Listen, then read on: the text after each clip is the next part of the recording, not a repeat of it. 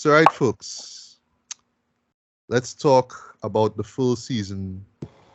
Maybe more to come. So, I don't want to say the season, but yeah, let's for now just say the full season of Obi-Wan Kenobi. I'm kind of So, hoping it's the season, to be honest. To be honest, yeah, to be yes, honest. When I'm ready, when it's my turn, I'll explain to you how I feel. But sure. Yeah, I Those, could do those with one. yeah, Yeah, we should stick to an those who episode care one. the most talk about it because I could get myself to care about this. However, go ahead. right. So what we'll do here, right? We will pretty much give each other's opinions on the show. We could kind of cut in ever so often, but it's not to say, boy, what you talking about? Boy, we talking about that kind of thing. It's like everybody entitled to their own opinion, right? So I will share mine after I give the synopsis, and then Ricardo, then Ashton, and then Tracy. I'll save Tracy for last, right? So, in a nutshell, what Obi-Wan is about, right? So this takes place roughly 10 years after Episode 3, Revenge of the Sith, right? The film, right? So, Order 66 happened. The Jedi were mostly wiped out. The rest of them pretty much stayed in hiding, right? Including Obi-Wan Kenobi himself, right? Who has pretty much pretty much is in exile on the planet Tatooine, right? And while he's there, he's keeping an eye on, Luke Skywalker, just making sure, just looking for that moment when, he becomes aware of his force powers and whatnot, right?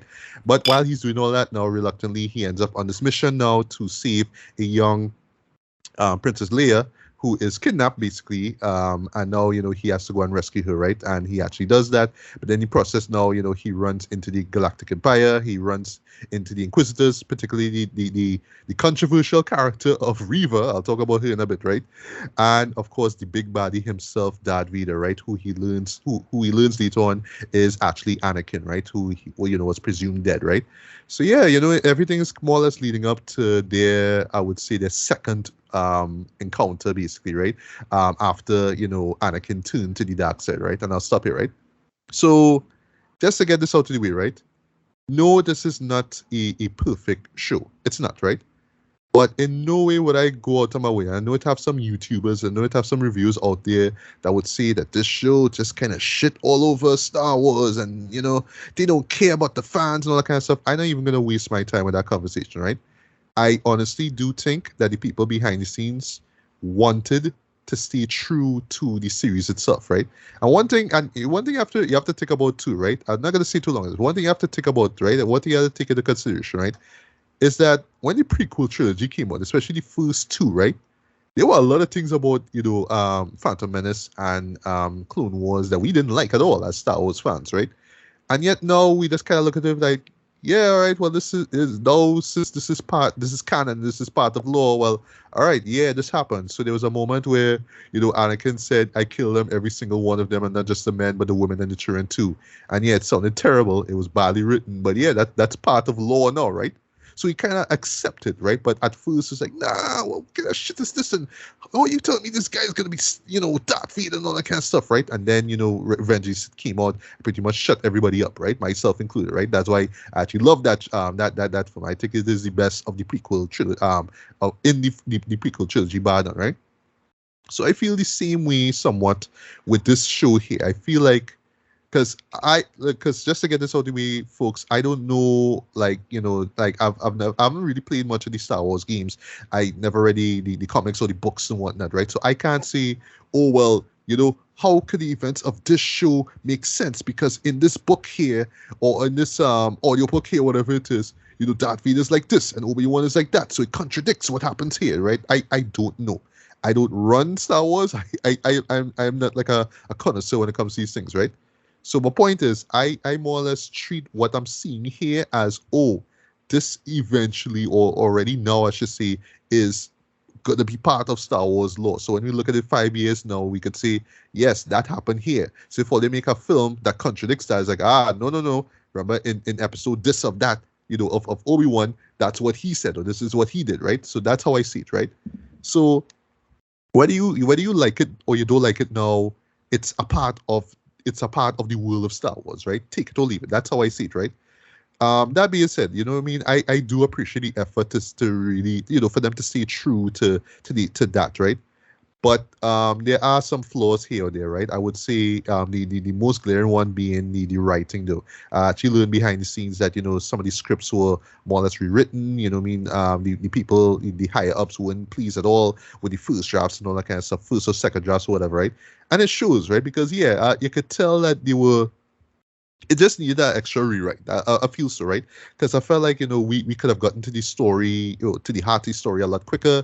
Some people will argue that it should have been longer. I felt like it could have just been shorter. Hell, it could have just been a movie. But still, I would say still there's a little issues that I had with, I would say there's certain conveniences involved. Like certain things would happen to characters. Case in point, Reva, you know what I mean? Just to get into spoiler territory now, we all assume that she died in episode 5, and then all of a sudden, it's like, oh, she alive. A lot of people was making fun of that, right? But yeah, even that and all too is just like, well, why not just kill her if the whole idea was that she was going to face off against Vader and she would lose eventually. But no, we have to kind of show her just play out this whole thing that about I have to wipe out every Jedi on the planet, the face of the earth at all costs. So she has to go down. She has to be the one now to go and try and hunt down Luke. I felt that they could have written that a lot better, right? But still, and then also too, my biggest flaw for me, well, one of my biggest flaws basically is just the idea that okay, it's Leia, right? We see in Leia now. So, oh gosh, she had to get kidnapped again. Like, even when I saw it in the first episode, I was like, oh gosh, we're doing this whole kidnap thing again. So twice she get kidnapped, and twice, pretty much Obi-Wan had to come. Sorry, somebody had to reach out to Obi-Wan to save us. So like, come on, man, jeez, right? But still, there's a lot to really admire and enjoy with this though. For one thing, the music. I didn't think that. Like at first, I thought, John Williams come back to the fold. All right. This team song not really doing much for me, but over the past 6 weeks though, it grew on me though. Hearing the familiar themes in the last episode, really worked for me as well too. And yeah, I think that he came through with not a really memorable score per se, but a necessary, I should say, appropriate score for this series here, right? Acting, I actually really appreciated Ewan McGregor. I thought that he was great here. You know what I mean?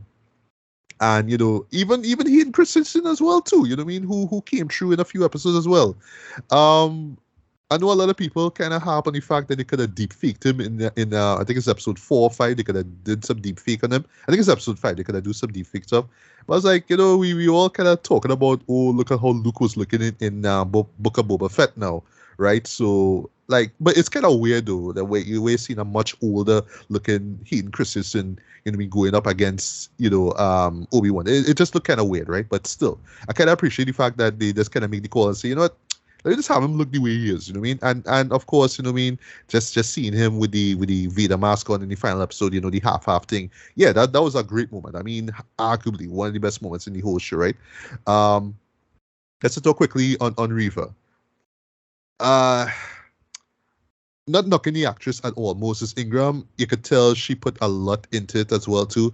But I just felt like character-wise, like I get the motivation, I get what was driving her, why she was so fueled with rage and all that kind of stuff. But I still felt like they really could have written her character a lot better because at first she just kind of came off like this uber angry girl and all that kind of stuff. And even when she can explain herself, it's still like, yeah, but why are you so mad about all this though? Like literally in the final episode, you're going out of your way to kill Luke. Then afterwards, you're like, yeah, you know what? Yeah, I good, yes. You know what I mean? So it's like that. Like I get the motivation, I get the intent and all that too, but I just felt like character-wise, she just needed a bit more fleshing out, right? I actually enjoy seeing friggin' Darth Vader on screen. Like I thought it was just cool that in the 21st century we get a chance to see Darth Vader on TV, Dread. We seen him on TV or on your smartphone or your laptop, whatever it is. Like think about that. Think about the progress in that. You know what I mean? And you could argue about the final fight and all that kind of stuff in the last episode. I actually kind of like the final fight, right? A little hokey ever so often as well too with the force powers and all that kind of stuff. But where it all ends, especially with the mask being slashed in half, and especially like what how Ben calls him calls him Vader at the end. Like I thought that was great. Sorry, Dart. I thought that was a great moment, like really powerful moment, right? And yeah, it just kind of brings closure to, you know, of course, with Ben's character. You know what I mean? Like just having to come to terms with the fact that, you know, he thinking that he failed, you know, Anakin. Is like actually no, like Anakin failed himself. I actually like the fact that Anakin kind of see that, like, yeah, he failed himself. You know what I mean? And yeah, he all the more better for it, because yeah, he's Darth Vader, bitch. So I love that, right? So yeah, in closing, because I could talk wholly about this though, not the best Star Wars show out there, but I will say though, and hate me for saying this, it's actually one of the more focused ones I've seen in a while though, because you know, like if you compare it to say Book of Boba Fett, because we all thinking, all right, there's going to be about Boba Fett, but then we're doing this detour now, and we're talking about we seen the Mandalorian. Okay, that's fine. Now we seeing Luke and Yoda. Like, sorry, not Yoda. Yeah, Luke and Yoda. Sorry, I'm like, what? Sorry, Grogu. Oops. And like, what? Like, where Boba? You know what I mean? At least this story was focused. At least it was trying to say something, right? It's just that, you know, it easy could have just been in probably, I don't know, 5 episodes or maybe a feature-length film. I felt it could have been like that, right? Instead of this sort of stretched out 6-episode run, right?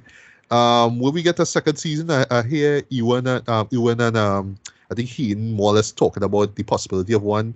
I would like to see a next season. I think that there are more stories to be told of Obi-Wan as well too. I don't think that we should all kind of just think, okay, that's the end of it and nothing else happens until episode 4. No, there's so much more you could tell about this character. But I personally do think that we should get a second season, because at least they could more or less fix the errors or the the mistakes, the little flaws here or there that they make with this season here. And last thing before I shut up, I actually appreciate, you know, that they brought, you know, Liam Neeson's character back, you know, Qui-Gon Jinn, right? If only for a short bit, right? If I just have one gripe though, the makeup, especially the beard, looked kind of off. It just looked kind of weird to me. But other than that though, I just love how he came in at the episode, just to kind of, you know, just like, you know, it's just like that icing on the top of the cake there in terms of, you know, Ben's closure. So I really appreciate that, right? So yeah, it's a flawed show, but it's not a terrible show. I think that it belongs in the Star Wars universe, if you will. I think that, you know, even if you don't accept it now, it will be part of it. And even with its flaws, I do think that there is room for improvement. That's why I'm hoping that we get a second season, man. And, you know, for those who just hate the show because y'all feel like it just shit all over what all they know about Ben and, you know, Obi-Wan, Ben and that, how do you guys feel the first time all they saw Phantom Menace? How do you guys feel when they first saw Clone Wars? Clone Wars, right? Attack of the Clones, Clone Wars. How do you guys feel then and how do you feel now? Think about it, right? So yeah, before my voice goes rating wise, strong treater, very light 3.5 out of 5, man. I think that it is worth checking out. Not the worst thing that I've seen from Lucasfilm, right? You know, like it's not like, you know, it's not something like way forgettable like say Solo, right? Which everybody asks for. Everybody asks for a Han Solo, you know, feature film, right? But whatever, right? So yeah, that's my ramble on this season here, man. So Ricardo, your thoughts on the show here. So yeah, you know how I felt about Star Trek Picard. You know, absolute trash. Well, season 2 at least. Season 1 was trash, but not absolute trash. But one of the bigger problems I had with Picard, by far one of the biggest problems, is that they could have told that story in a shorter period of time. Agreed. I agree. Yeah. Well, right. Not with Picard, but with this show here. Could tell in a much shorter pace of time. Well, with both. And I thought this should have been a movie, because it have a lot of good, it have a lot of bad, and then the problem with the bad is that the bad is mostly, hey, this is unnecessary and it's killing time and it's stretching out and it's sloppy. So not to say like I'm having fun with the bad, right? They have a lot of moments, and this is like, oh, this is just dumb, right? It's just slow and it's a mess. Like so, and it guys, the one big thing about this is all the technical problems I have with it. Like it's just weird editing that making things confusing. Like a simple example is I think it was episode 3 or 4, I think, is where they had to go to the tunnel to escape, and then when they come back, but the way it didn't look like if it's one tunnel now. Like I have to just assume it was on that. Yeah, stuff like that. Just weird editing, right? Like you had to like do extra brain power to make sense of it. And I couldn't, again, because I'm not a big Star Wars fan. So when the first 2 episodes came out, again, same problem I have with Top Gun. You know, super predictable. But them 2 episodes, I kind of just more or less predict the plot. I knew where they was going with River because they showed this whole opening sequence with her character. So it's like, yeah, clearly they're foreshadowing something with her. I knew they was going with There's really black character in that scene, though. You know, for real. Yeah, for real. Like, you know how much black people have in Star Wars movies, right? But yeah, yeah. But the point is that everything is just super predictable and rote and straightforward. And I really felt if they could have just trim all of that fat and just focus on Obi-Wan and they stick to that, it would have been fine. Like they need to trim the fat. Like the River concept, not the worst idea because it was so predictable. And I get why the actress was playing it the way she was because it's like a good person trying to be a bad person. Like I get that. Like I get what they're trying to go for. So she's trying to be a bad person. She hamming it up and it's like typical Star Wars shit. And then, you know, the character have to come and get redemption at the end. And Star Wars not very good at redemption anyway. So like, I mean, that Vader killed how much trillions and billions of people like that he get forgiven at the end and whatever. Point is, it had too much bad that outweighed the good. That's the problem. And it just had stuff that just seemed real sloppy editing wise, like the part with the water. Again, a cool scene potentially, but you could have like structured that a little better so you're not just running away from water. It's like, yeah, that amount of water pressure just flood the room immediately. Like, well, stuff like that. I know, right? But yeah. you know, you just assume the force, whatever. And stuff like that. It's just all these little small sloppy things, these little death of 1,000 cuts they suffered from. And yeah, I don't really need to see more Obi-Wan, to be honest. Like, they're trying to tease something with him and Qui-Gon, and they're doing like him and spiritual Qui-Gon adventures to fill up the next 10 years. I'm not sure if I need that. Whatever. I didn't hate this completely, but I didn't love it. And I was, again, much like I start off nonplussed, I ended off nonplussed. It did what I expected it to do. And this one, I'll say this one felt most like a product. Right? Maybe it's because I'm most burned by Picard and just we're making a show out of one of the most popular characters in the franchise. Let's go with that. This wasn't as obnoxious as that. But it was still like, oh, this one felt like a product. Nothing was blowing my mind, nothing was impressive. Everything was just like, all right, let's watch it. Like somebody had to remind me that I have an Obi-Wan episode this morning. Like I'm more waiting for Miss Marvel than that, right? Like okay. In fact, I'm more excited for the Miss Marvel episode over this. And I was like, all right, I'll watch it. And I this time I watch it, I'll go and microwave some burrito, whatever it is, and then, that's it. Like, it was in and out for me. It's just a mealtime thing. I wasn't following it or care in any detail or depth. I was like, okay, they say this, you're following the logic. It's so straightforward. Everything's super predictable of what he was going to do and why. They do the Man of Steel thing with Owen. I suppose that was an okay scene. He say with the sun and River and the sun thing. And even River, right. River arc was just, again, the problem is the clumsiness with the editing. So she on this one planet, she have a whole lightsaber through she belly. But she somehow finds herself on Tatooine in that time period while they're still chasing them in the other ships. So like, yeah, it's just clumsy as hell and sloppy as hell. That's the main down draw. If they just trim by the the way, fact, sorry to cut you there. But speaking of sloppy or just not well thought of, right? So the moment where they're looking for Luke, right? So in a world, right, where you have these, I forget what you call it, cruisers, or whatever. Why they walking around in the night in the desert like Luke, like. Yeah, that's my thing. That's my thing. The driver, my thing. You're in the middle of the desert. No, that's fine. But here's the thing: you're in the middle of the desert. You have to go and hide, and they tell him to run and hide. So logically, it had to have like only a handful of spots to hide, which is it's a big old wide desert. It had a few rocks somewhere. She find him. Them couldn't find him. I was like, again, weird editing. No, again, as usual with this bullshit, and you'll have to keep asking this question for like at least next year, which is how much did COVID affect it, right? I have no idea. Every time I see this level of sloppiness and rushness, how much did COVID affect it? I'm not sure because again, how much it affected the scripts too. Okay, you could tell when you write it. Whatever. But the point is, you had to get the shoot done. Whatever. As I said, but again, I really couldn't get myself to care about this. Like, I wasn't too hyped for it. Like it was. It started off so mediocre and forgettable, and I was like, all right, well, they're doing this, but it'll get better. And really, out of the whole thing, there are like a one or two okay moments in it that I had me. All right, that was all right. Like the stuff with Hayden and Ewan McGregor, that was good. The solid stuff, right? Especially when you're hearing the two voices with you're hearing Hayden voice and you're hearing we call him James Earl Jones voice. Jones voice, yeah. Bounce off each other. Right. I was like, okay, that I like that. And the color and the lighting was, that is where everything came up to. But here's the problem. Even that still feel kind of empty because that final fight, feel just like, it had that lame bullshit internet fight where somebody needed to make the episode 4 fight fancy. Remember that? Somebody did that online. It's about the episode 4 fight. And this is the badass version of the episode 4 fight. I'm sure you can YouTube it and find it. And somebody make the episode 4 fight this badass fight like if it's supposed to be a badass fight. That's clearly what it was. Is them fans grew up and wanted to make it and they finally get to do it. And it's some real fan fiction shit. That's why that final fight wasn't great for me. It was like it was alright, but it was fine and moving on. But the stuff with him and Aiden and basically Darth Vader just kind of let him off the hook with respect to the blame game. And like, yeah, I kind of understand that because he kind of never wanted to raise him. And yeah, Anakin was always a fucking problem anyway from since he was a little boy. He just had to get strong and dangerous to prove it, right? I just call him Anakin the school shooter, right? So that's pretty much it. Okay, the layer stuff was okay. I felt they could have cut that because that's another problem. This had a bunch of Lord of the Rings, Lord of the Rings endings, like that, about 5 different endings. They need to again all of that trimming stuff. They could have trimmed stuff. We didn't need to see that. I find we could have cut the end with Leia. The Leia stuff I didn't hate completely, mostly because the actress played exactly what I felt a younger Leia should be.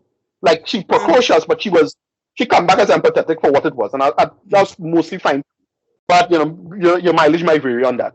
That's about it. I couldn't get myself to care. That's the main point. It's fine. I'll just rubber stamp it if I was in charge of this. It's just a rubber stamp. It's fine. 6 out of 10. Like moving on. Again, I don't really care about it or to speculate or what are they gonna do next. Nope. There should just be one season and move the fuck on. Sorry. Right. That's about it. Yeah, that is about 6 out of 10. I couldn't get myself to care about this. Moving on. Right. So Ashton, I know you have a lot of venom in you to release with this show. Man. Now, if you could just kind of suppress that venom to like about a small enough rant just to sum up how you feel about the whole show, take it away. You know what, Matthew? I had to give it a lot of thought because I knew we were going to talk about Obi-Wan today, right? So I was like, you know what? I know my first thoughts on Obi-Wan was super harsh. And those first thoughts are still my first thoughts. However, I would have appreciated the show much more if episode 5 was episode 1 and running from there with some different stuff and forget that junk from the first 4 episodes. As you know, I call this the origin of Leia more than Obi-Wan. And that's just how I feel about it. I didn't need that much of her in it. Honestly, it could have been a kidnapping of her and 1 episode explaining the kidnapping, and then it could have been the other 5 episodes of trying to recover her. Okay, without having to see her again. Right? Because if I could see Luke for a total of 5 minutes in the entire 6 series of maybe close to 5 hours, maybe 5 hours of footage, I could have seen her for the same 5 minutes. You know what I mean? And then just have Obi-Wan doing things to get to her. That would have been fine. Yeah, boy, like as Ricardo was saying, I couldn't even bring myself to being excited for it's Wednesday. That means the next Obi-Wan drop in, bang. No. And me being the kind of Star Wars fan I am, bro, I love Star Wars with so much things, so much other things I love the Star Wars universe with. I was like, you know what? The universe is really a big place. There could really be these kind of people out there. Yeah, it could have a bunch of little bikers on these like little weird bikes and Boba Fett rolling around. But you know what? It's time to stop making excuses for these people, right? Because you paying a writer, I would like to say thousands of dollars. I don't know if it's hundreds or thousands of dollars. I don't want to inflate, but let's just say thousands, right? So that could be anything. You're paying thousands of dollars for a script on established characters with established canon in terms of books. Forget comics. Let's talk about books, because there are a lot of Star Wars novels that people probably don't even know about, right? Actual novels about Knights of the Old Republic, many different Jedi, blah, blah, blah, blah, blah. The list goes on and on. And you could use some of that stuff, but no, they decide to write the most Blair snowflake garbage and just expect us as fans, because we are fans, that we are going to be like, yeah, this is the greatest thing ever. Yay. I can't believe how amazing this is. This is Star Wars is so good.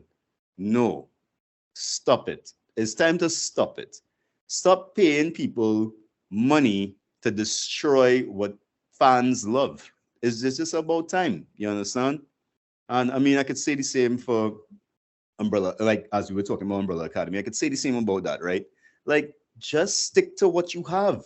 There's already a brilliant writer who has written a brilliant story.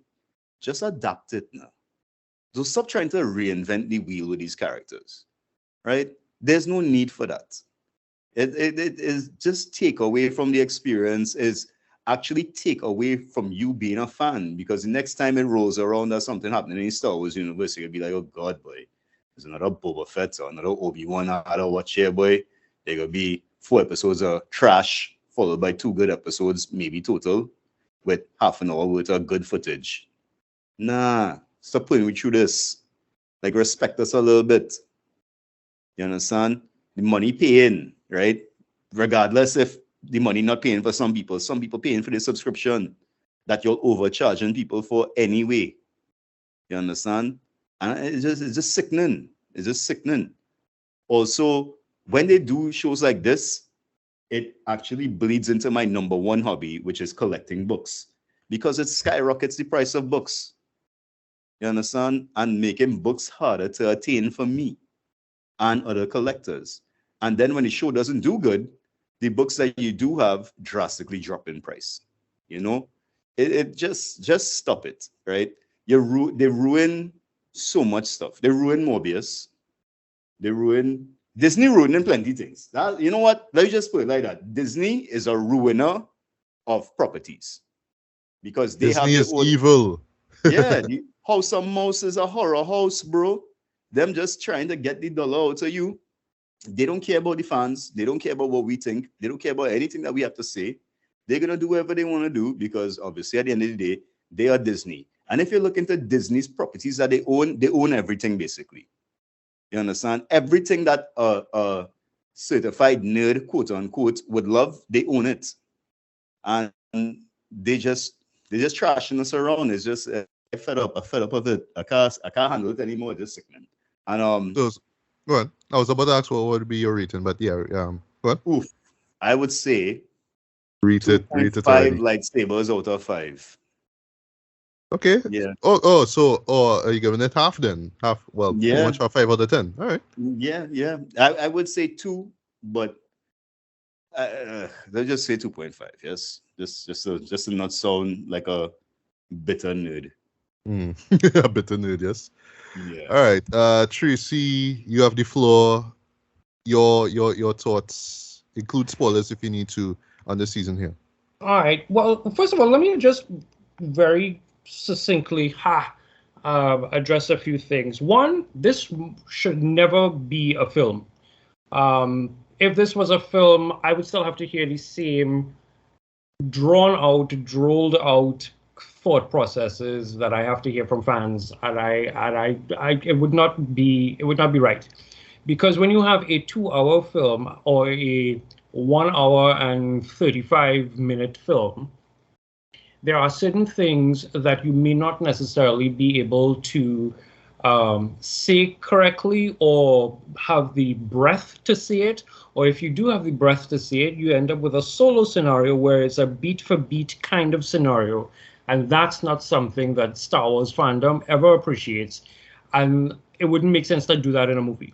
If Dave Filoni or Favreau was to take the things that they came out there and put out that is getting so much rave reviews from fandoms, like Mandalorian and all that kind of stuff, or even the idea of bringing Ahsoka onto the series, if they had decided to take that, it's a thing that has been stuck in my brain, and turn that into movies, it would not get the same love, because a television series, a streaming service series, gives you the opportunity, even with a filler episode, to stretch out a lore and see where it goes. Which is why I am particularly interested to see what Taika, and by extension Kevin Feige, but more so Taika, brings to the fore, because Taika has already said that he is not doing anything around the one family that has brought joy and pain to the universe, to the galaxy. So I'm kind of waiting to see where that goes in terms of how fandom takes it, because what you're going to get from Taika is film Star Wars in an unknown part of the galaxy, dealing with unknown Force users and unknown dramas that have nothing to do with the Skywalker clan. It's going to be really interesting to see where that lays itself out. In terms of this actual series, I was one of those people who genuinely loved it. When I sat down and I was watching this series, it sort of did for me tightening up. And I will say what I mean by that. Star Wars, I have some people who have heard me say this over and over again. Star Wars is naturally religion. Funny enough, I say the same thing about DC.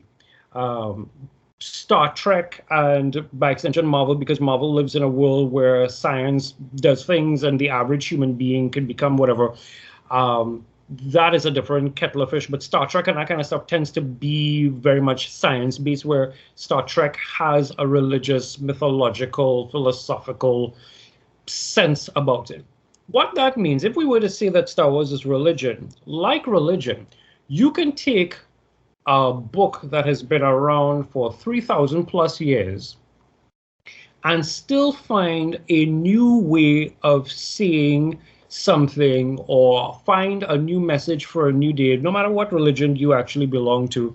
The idea is to take this ancient book and to turn it into something, to have a new message that somebody who is on the street hears this and, it becomes fresh. Or even the person who is part of that religion for a long period of time, you can see something or hear something and be like, oh, I didn't think about that perspective. And then that tightens things up. And that is what you got with Obi-Wan Kenobi.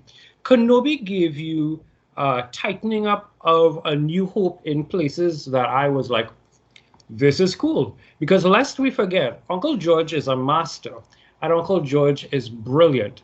And Uncle George gave us things like, on one hand, I remember my mother's smile, and then on the other hand, she dies of pain, which I've been reading over the last few years. Apparently people can die of too much stress and heartache and all that kind of stuff. She dies of pain, not barely an hour into Leia's life. How the hell does Leia see and know that her mother's smile and all this kind of stuff? The implications that we got in the OG trilogy was that maybe Leia, at least spent the first year of her life with her mother, and then maybe was adopted one way or the other to become an Organa. Then when the prequels come out, Uncle George himself comes out and says, no, you know what, mother died just after childbirth. So now you have Kenobi coming out of it. And Kenobi comes and tightens things within the prequels that may not necessarily have either made sense, or, as some Star Wars fans tend to do, just be like, okay, you know what? It's a space story, and it's space wizards, and we're just going to gloss over it.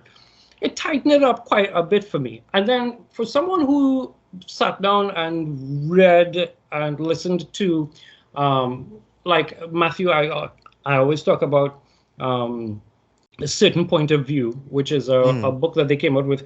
So Certain Point of View, for everyone listening, is a book that they came out with at the 40th anniversary. They did it as both book and audio book. It is a compilation of stories told from the point of view of people who are in that Star Wars Skywalker universe, but certain things are happening. So, for example, you will have a story where just as C-3PO and R2 have gotten onto the shuttle and have beamed out and are flying to Tatooine, there's the story of the person who is sitting down there working for the Empire and sees this empty space shuttle going out and doesn't have a problem with it. And it's only later they realize that something might have been wrong, and they're trying to cover their tracks lest they get exterminated. So in that compilation of stories, there is a story called Time of Death. There's one called Beru White Sun Laws. There's one there's one there that kind of plays into Master and Apprentice, and then there was a book that came out that was called Master and Apprentice, and then there is a book called Leia, Princess of Alderaan by Claudia Gray. Princess of Alderaan, that particular story, Leia is about 16, 17.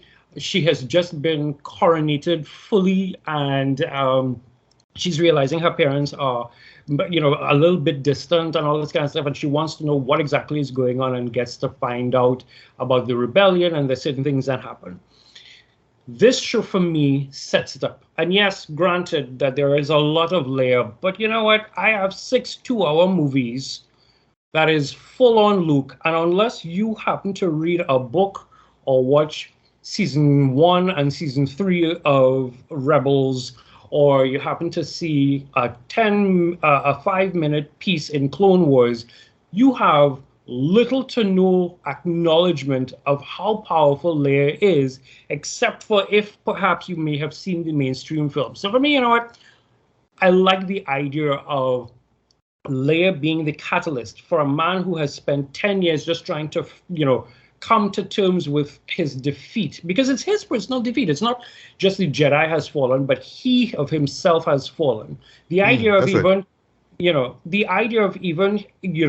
being in that meat factory and seeing injustice going on and not so much as stepping up to help the person, how far Obi has fallen.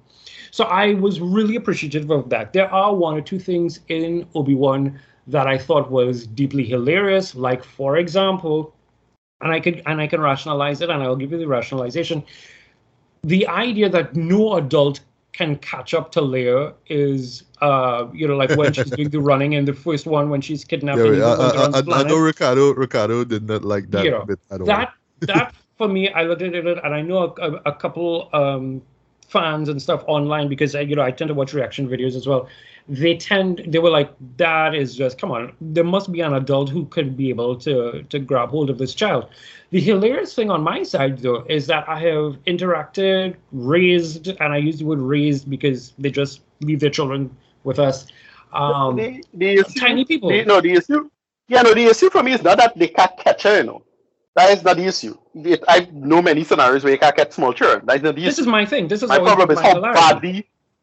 No, my problem is how badly edited and cut together and how put together that chase scene is. You can have many situations where young children could outrun adults. That's fine. And I bring that up because, go ahead. Edited is trash.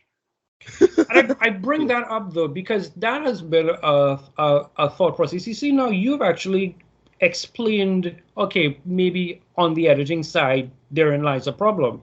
But the ridiculousness of people generally saying, okay, well, they don't understand how a child, even I was laughing my head off about it, but having interacted with children, I know these people, if they have something in their hand, it is the tightest thing to try and open up their hand. I don't know where they get the strength. I don't know where they get the energy to run when you start calling them, but that happens. So there were moments inside there that for me, okay, maybe could have been handled a little bit differently. There are things within the fight that I'm not sure if I needed in terms of every fight sequence or every chase sequence, if they absolutely needed to have a that handy, what's the word I'm looking for? Basically, it wasn't a steady cam. And you can sense the shaking. And I'm like, okay, there are times when we need the shaking, and I'm down for that. But for all intents and purposes, there were things in there that I don't necessarily need that. Deborah Chow, for me, in terms as a director for this series, I fully enjoyed what she had to say. Yes, I was one of those people who, at the beginning, when I saw, I think they might have had like about 2 or 3 other brown children inside there in terms of the younglings. But when you open up and you focus on the young child doing her paces, okay, Reva is clearly, and then we meet her, Reva is clearly a youngling. But my thought process at the time was, she's a youngling, and Anakin decides to, Vader decides to train her and make her one of his. In the same way how Anakin had Ahsoka as an apprentice, Vader would have used her as an apprentice and put her with the Inquisitors, etc., etc. The idea that she was actually hunting him, okay, fine, I can live with that. And as a random thing, just to put this out, we all know, depending on how you are shot, stabbed, or in this case, a lightsaber, depending on where it happens, you either get mechanical things in Star Wars, mechanical parts like, well, that assassin Fennec, or you're able to move a little bit more, as maybe your mobility might be a lot less, but it's you can still move. I would have preferred if they had explained the return of the Grand Inquisitor, which everybody opened up their mouth and was like, oh my God, they killed the Grand Inquisitor. What are they doing to canon? Give me a break. The people behind the scenes had said from the beginning that they knew what they were going to do. They're not going to mess with canon. So there are things about that I necessarily didn't need, but overall the series was something that I personally enjoyed. I loved the parallel between Ahsoka in I keep thinking it's season 3, it might have been season 2, Twilight of the Apprentice, of Rebels, where it was confirmed for her that it was her master under the mask when she was fighting Vader and she cracked his mask open. In fact, even the idea of, like in Obi-Wan, how he was breathing when Kenobi started cracking the mask, it's like you could almost say that they pulled that sound effect. And that's just me being pedantic, but they could have pulled that sound effect and stuff directly from Rebels, from that Twilight of the Apprentice episode. So it was really cool to have that parallel. I even liked the idea of, because there was a thing in the originals where Kenobi meets him on the starship and on the Death Star, and he looks at him and says, "You're only a master of evil, Darth." And Darth is a title as opposed to a name. But you realize when he's leaving and he says, "My friend is truly gone, goodbye, Darth." There is a little bit of taunting there because Darth is a title. Darth is not a name. So you could have called him Vader, but he didn't. But he said, "Goodbye, Darth." Since that exactly is how you decide to go by now, well, goodbye. There's a thing in episode 3 where he first meets him. I wasn't expecting to have a refight in the finale episode. I figured what happened in episode 3 might have sufficed. But what that does there is when he does this thing in the Death Star where he says and just walks off and says, "A presence that I haven't felt since," and he moves off, you actually leave that open-ended, that if you wanted to have, and I really don't need 2 or 3 seasons, but if you wanted to have 6 seasons of Obi-Wan Kenobi, you could legitimately play in any given fight between Darth and Obi-Wan and still lead up to that point of a presence that he hasn't felt in a long period of time. There are things inside there where in Return of the Jedi, Vader says to Luke, "Obi-Wan once thought as you did." After the fight, when the mask is cracked and he's talking to him and he's like, he's like, he sees Anakin and he's trying to clearly come to some kind of understanding with Anakin. You could almost say, well, that is the point where Vader would have realized, yeah, okay, Obi-Wan once thought as you did, but that's not who I am and what I am anymore. I will wrap up by saying, like I said before, I don't need a season 2. I really don't need a season 2. I know Hayden is supposed to be, well, at least that's a rumor. He's supposed to be in the Ahsoka series. And I think that would be good because then you can actually do more of the flashbacks of Anakin, Revenge of the Sith version of Anakin just before he falls, and have dialogue there. And seeing as how Anakin is now a redeemable Force ghost, it's not hard to have Hayden be the face there because we're not going to have David, the OG Darth Vader, anywhere near that. We know that's going to be a scene. I don't really need to have a second or a third series. I feel like, how Marvel used to do these one-shots? You can do a one-shot. I can have our season 1 of Loki and a season 1 of WandaVision and a season 1, a 1 season, a limited edition season of Kenobi, and then move on to the next story, which is Independence Day, and that's going to that is taking on Cassian's story. So I'm cool with that. In terms of maybe Lucasfilm doing stories on the unknown, again, I swing back to Taika, but I also swing back to Lost Stars, which is a book that Claudia Gray does. And Lost Stars has two young people. It's a very Romeo and Juliet-esque kind of story, but one decides to join the Empire. She joins the Empire, and he joins the rebellion. And there's, they can't be together, but there is a love there. And how do you translate that? That would make for a good limited edition series. Of course, that has nothing to do with anything with the Skywalkers. And so the same people who may be saying, all right, we need to get something fresh and new. I live on Twitter, unfortunately. These are the same people who will come back around and say, how could you have, something set in that and not talk about Tarkin, or not have Vader show up, or not have the Emperor? It's a weird thing with fandom that I try to live without. Overall, I'm going to give Kenobi. I'm giving Kenobi 9 out of 10. Yes, there are technical issues. Yes, there are technical issues with it, but I am down for it. The music that Natalie Holt. It's Natalie Holt who. Right. Natalie Holt, who did the score. Yes, John did the theme for, he did the actual Obi-Wan Kenobi theme of itself, but Natalie, but the also rest did of the music is her. Yeah. I forgot. Yes. Natalie, who did the Loki series, she's the one who is doing it. I will say the one thing, I will wrap up by saying this in terms of some of the characters. I would love to have more of Indira. I mean, I know Indira is dead. That's Tala. That's the character of Tala. I know Tala is dead, and her sacrifice, we thank you for your sacrifice. I would love to see more about that. I thought O'Shea was going to probably play a very young Saw Gerrera, pre-rebellion and all that kind of stuff. It would not surprise me if his character of Roken somehow comes back and he says, I've changed my name, blah, blah, blah, blah, blah. But then again, that would be messing with canon. I want that. Rupert Friend as the Grand Inquisitor is neither here or there for me, because I've seen his arc in Rebels, so that's fine.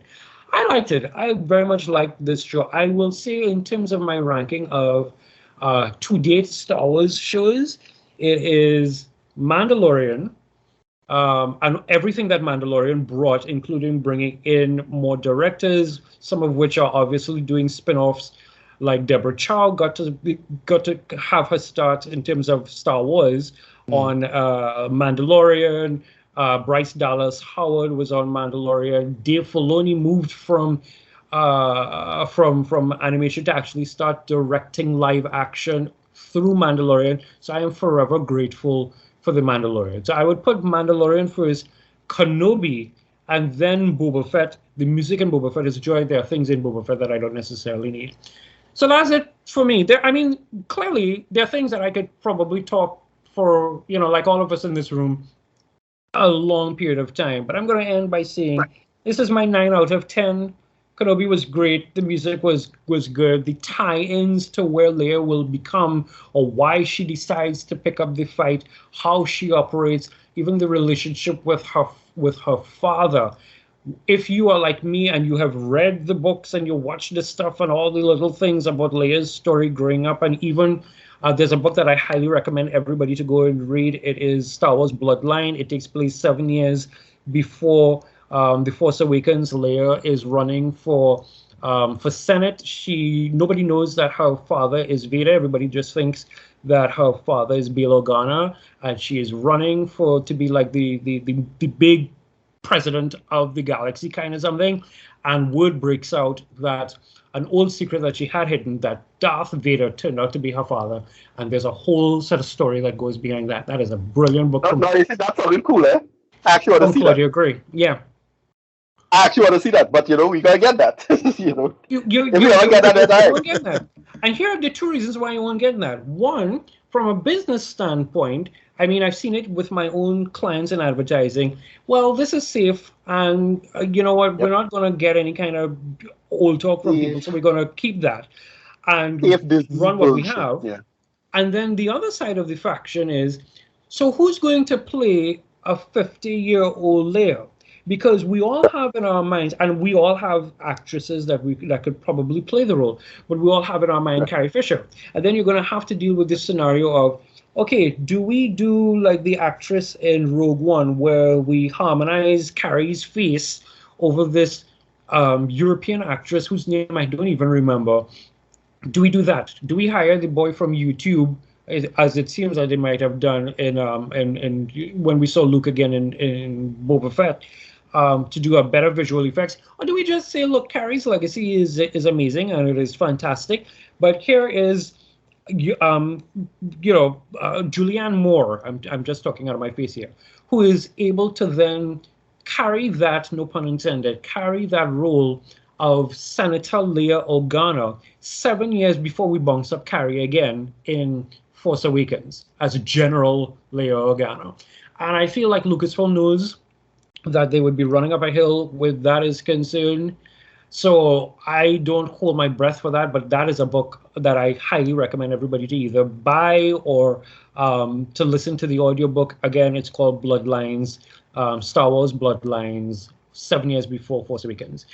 As for me and Obi-Wan Kenobi, I'm cool with it. I'm done with it. There will be a rewatch as per the norm.